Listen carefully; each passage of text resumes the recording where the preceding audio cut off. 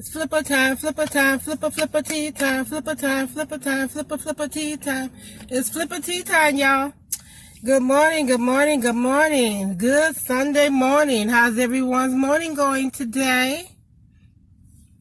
I am sitting outside of the laundromat doing my laundry, y'all. I've been doing my laundry all week and haven't did it yet. So I said I better do it. Today is Sunday and I need to close for Monday.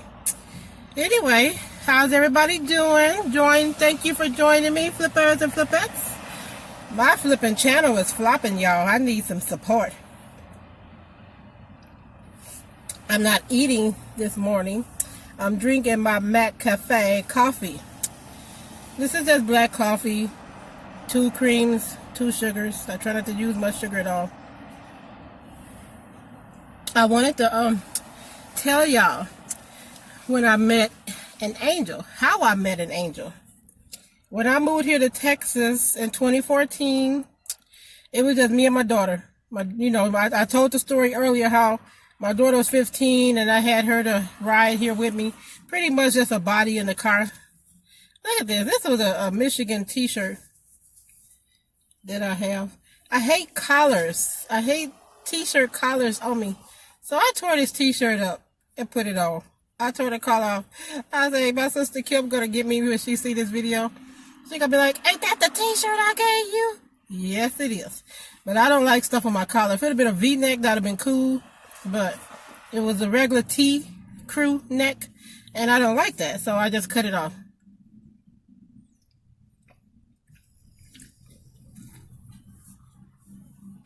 I think McDonald's coffee don't taste like it used to taste.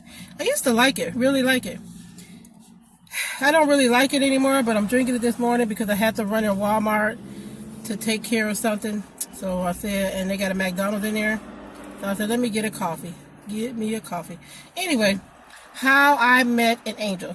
When I moved here in 2014, it was just me and my daughter. And when I came here, I was driving a PT Cruiser.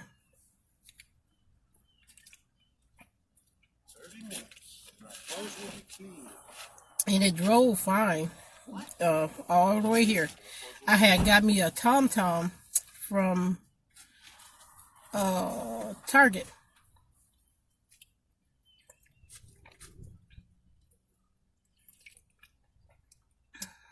Yeah, I had got a TomTom from Target that I used to get here to Texas. I mean, I know how to follow street signs because back when I was married a long time ago, and me and my ex-husband used to travel. I used to read the map, and he'd be doing the driving. But then TomToms and stuff like that came out. So anyway, I had got me a TomTom from Target, and that's what I used to follow to get here to Texas. I always say, boy, the Lord was with me because, them things, TomTom, GPS, they can steer you into the river, and you don't know no difference. Anyway, after my daughter came back in July, because she flew back to Michigan to finish the 10th grade, then she came back here July the 4th, she came back.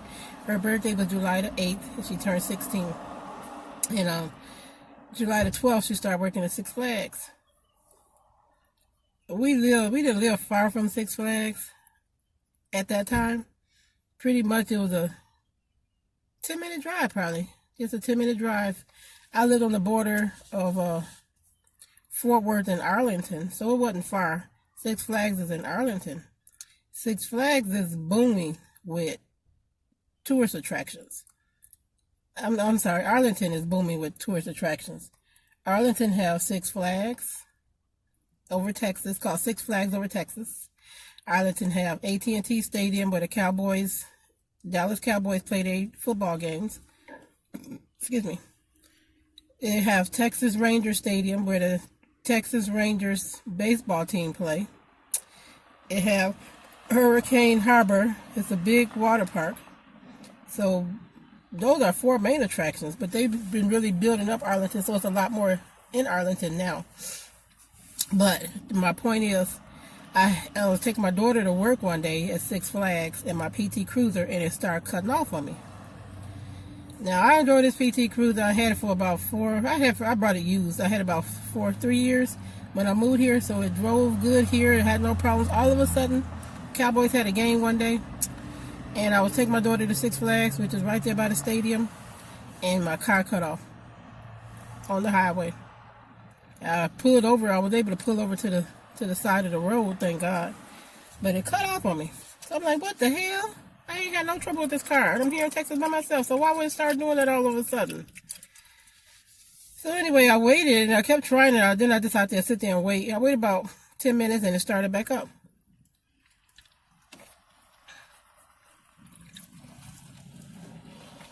So I didn't really think much about it because it had never did that before.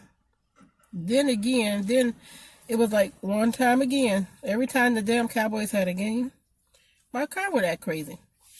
I was taking my daughter to work again, and it cut off on me. The Cowboys had a game, and it cut off on me on the, it started sputtering. I could feel it sputtering. So I was trying to get off the highway. So I was going to get off at the first exit I came across, which was right there leading to, it's really the exit you get off of to go to the stadium. And, but Six Flags is right by the stadium, so you take that same exit for most of the attractions. So I tried to get off on that exit, and I started pulling off onto the exit ramp, and it cut off. Lord have mercy, it cut off. Traffic was bagged up behind me, all the way for miles, bagged up behind me, because people was trying to get to the game, and my car cut off. People trying to get to the game, get to Six Flags, get to Hurricane Harbor, and my car cut off. So I coasted over as far as I could so people can go by me. Finally, it started back up again, and I'm driving. I'm trying to take the quickest way to the stadium. So I'm driving, but I want to take the back roads just in case it cut off. I wouldn't be holding nobody up in traffic. So then I was on this side street. I can't think of the name of the street. And it cut off again. Instead of somebody helping me, some guy yelled out the window of a pickup truck, "Did the Cowboys run out of gas?" I'm like, what the fuck? Instead of you helping me, you ass, you yelling something stupid. Did the Cowboys run out of gas? So I waited, and it started back up. So I dropped my daughter off at work, but I really didn't think I would have any more problems with it. I don't know what I thought, but I dropped her off at work because I knew she was on her way to work. She had to go to work. So then I started taking the back roads home, and I was driving, and I felt it sputtering again. What the hell going on with this car? I felt it sputtering again. But at this point, I actually had put it in the shop and got it back out. They said it was fixed. They said they figured out what's wrong with it, and they fixed it. So at this point, I had put in the shop. My brother back in Michigan paid on his credit card and paid for it, $400. And they said it was fixed. For the first time it cut off, this was supposed to have been fixed. Because I was scared. I was scared to take the highway. Highway be crowded. It was crowded every time I'm on there. Because the Cowboys always had a game. My car always cut off when the Cowboys had a game. It's like my PT Cruiser didn't like the Cowboys. So this day, I was trying to get back home, and it cut off again. I felt it sputtering, so I was going to try to whip it up in the parking lot of this apartment complex. I'm looking for the people looking at me sitting in my car. I tried to whip it up in this apartment complex, but I had to get in the turning lane, and I was going to try to turn before the light changed for the oncoming traffic to come. So I did. I hurried up. I gave it the much gas as I can give it, which wasn't much. And I turned left to get into the parking lot, and it cut off on me hanging out the parking lot. I was like hanging out the parking lot. So it didn't get all the way up in the parking lot. So I was panicking because the light had changed, and the traffic was starting to come, so I was starting to panic. So I am very resourceful. I don't give up and die. So I opened my door of my car, put my car in neutral, and started trying to push it up the little incline to get into the parking lot. I was pushing it myself. It moved a little bit. Then, out of nowhere, I heard this voice. Get in, I'll push. I was like, huh? Get in, I'll push. Oh no, I didn't see you behind me. So the man came up behind me at the back of my car and he said, get in, he'll push. So I got in, he pushed me up the incline and put me into a parking spot. And I rolled down my window and said, thank you. He came to the window, he said, is there anything else I could do for you? I bust out crying like a little baby. I said, I'm here in Texas by myself. It's just me and my daughter. She at work and I don't have no money to get her home from work and I don't know how I'm going to get her home because I don't have anybody to help me. So he said, where do you live? I told him where I live, off the highway that leads to this, where I was at. He said, me and my wife is going to my wife's sister's house and she lived right over in that area. I could drop you off. Now, I didn't know this man from nobody. I didn't have nobody here in Texas, just me and my daughter. I didn't have nobody to call, really, but my one friend that I knew from Michigan, the reason I came here and stayed with her, but she lived a good, probably from where I was at then, she lived a good 40 minutes away. So I hated to call her to come and get me, and I knew it's not that easy because, she have kids of her own. So anyway, he said, I can drop you off at home. We're going in that direction anyway. And I know you've been raised not to bribe with strangers, not to talk to strangers. But I was crying like a little baby. I said, okay, you can do whatever. So anyway, I went out to the truck. It was a red four-door pickup truck. It was like a F10 or F-150 or whatever they call it. Anyway, yeah, his wife was sitting in the front seat, or a lady was sitting in the front seat. And, he said they were going to drop me off. So I told him what exit to get off of, and we went on and got off on that exit. And, when I told him thank you and everything. Oh, when I got in the car, he gave me $20 and said, use this to get my daughter home. Use this. What a blessing. What a blessing for me to meet somebody like that. That's the angel, y'all. He said, get in, I'll push. He pushed me up the incline into a parking spot. An angel's voice came out of nowhere. Get in, I'll push. He gave me $20 to get my daughter home. I never met this man. He didn't know me from nobody else. He said he gave me $20 to get my daughter home. He gave me a ride home. So I'm at my door at that point. I got out the truck. I thanked them and everything, and I wish there was a way I could repay you. And I said, if you give me your address, I'll send you the money back. They said that's okay. So anyway, I'm at the door of my apartment, sticking my key in, and my peripheral vision, I see him coming up to my door, like kind of running up to my stairs. I have to go up some stairs, and then I'm on the platform up the stairs. So I'm standing there trying to get my key in the door, and I see him on my peripheral vision running up the stairs. So I'm panicking at this time, like, damn, this man finna come and kill me. He's finna come and kill me. Oh, Lord. Anyway, he was like, excuse me, ma'am. He said, here's $10 more. Lord and behold, I just cried. I'm like, what a blessing. What a blessing. This man pushed me up the incline, got out and pushed me. He was the only one got out and helped me, and it was busy out that day. He's the only one get out and help me. He gave me a ride home. He gave me $20 when I got in his car to help me get my daughter home, and brought me $10 more to my doorstep. So total $30 to help me get my daughter home. That's the day I met an angel. Texas has been good to me, and I just never turned back after that. I know there's a lot of things that people are grateful for and things that happen, but Texas has been a blessing for me since the day I came here. I didn't know what I was getting into when I stepped out on faith. I did not.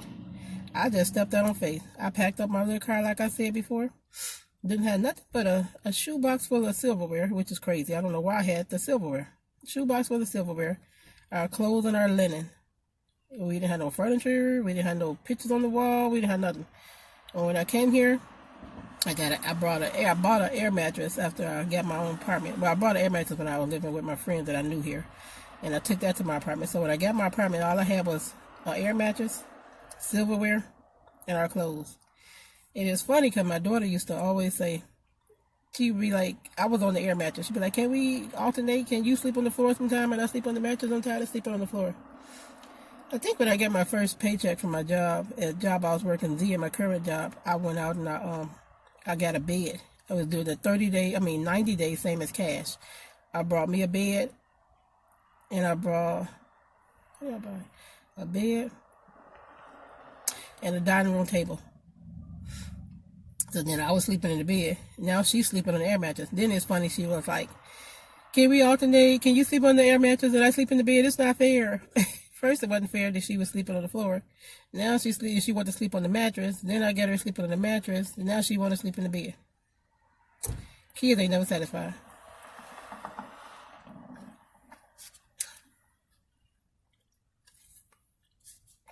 So after the 90 days, I paid off the bed and the dining room table. Then I got me some living room furniture and got her a bed. And so, after about 6 months, I had a whole house full of furniture, y'all. God is so good. He is. He is so good. I stepped out on faith. It worked out. It was a blessing for me. The moral of the story is, don't be afraid of change. Don't be afraid to step out. Don't be afraid to get out of your comfort zone. I used to be that person. I'm telling you, when I was married, I was that person. I didn't want any changes in my life, and I needed to change. I was the one that should have had a change. My marriage was not good.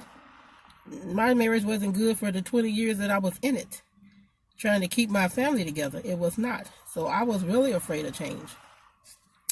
When I decided to finally wake the fuck up and leave that marriage, I probably would work my job about how many more months? I don't know how many more months after I left that marriage. I continued to work my job, and I quit my job. Now you talking about a change? I quit my job. I used all my money I had, my 401k, whatever, and I opened up my own ice cream shop. It didn't work out like I wanted it to, but I'm going to get it again here in Texas. I am. It may not have lasted and worked out like I wanted it to, but I stepped out on faith again. You have to take chances in life. Life is short. Don't sit in one place. Don't be complacent. It's too short for that. Do things that make you happy. If you're not working a job you happy in, you excited to get up and go to every day, find out what you like to do and maybe do that. Anyway, my flippers and flippettes, flipper time, flipper tea time, flipper time, flippers and flippettes, flip out.